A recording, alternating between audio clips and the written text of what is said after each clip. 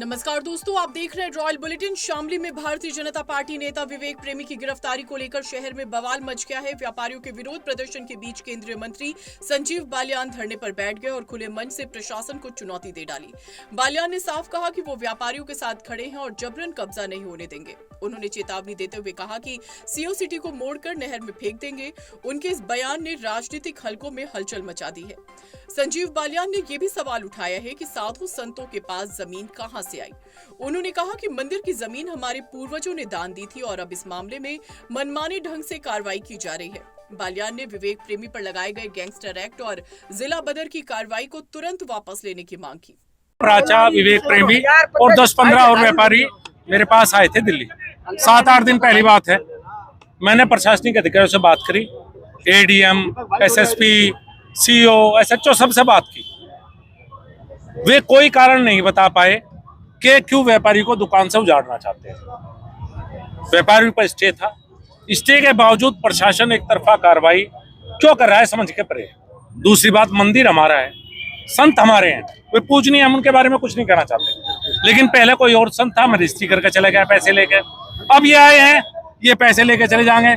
फिर कोई तीसरा होगा, भाई इनके कोई बाप दादाओं के तो इनकी भी जमीन ही, बाप दादाओं के तो शामली वालों की जमीन है।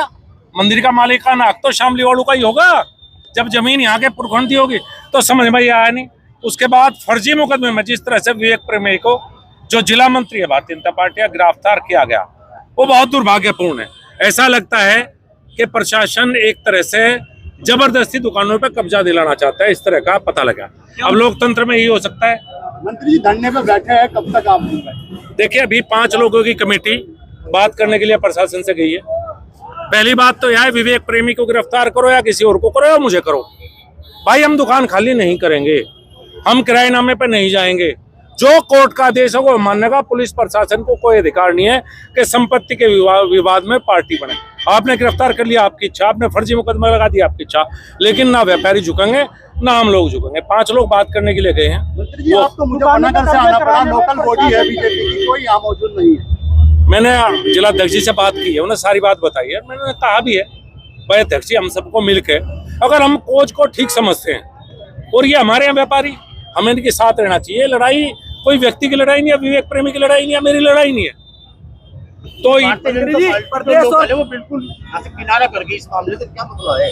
भाई इस बात का तो मैं भी नहीं कह सकता, मुझे भी नहीं पता। मंत्री जी, प्रदेश में और केंद्र में भाजपा की सरकार है। नंद किशोर गुर्जर पर हमला हुआ, पुलिस ने किया, अब विवेक प्रेमी को जो है इस तरीके से बर्बरता से जो है गिरफ्तार किया गया। क्या कहेंगे, कैसी सुशासन, कैसा शासन, कैसा प्रशासन? देखिए, नंद किशोर जी के साथ जो हुआ, जो व्यवहार हुआ था, पुलिस को बिल्कुल चित नहीं था।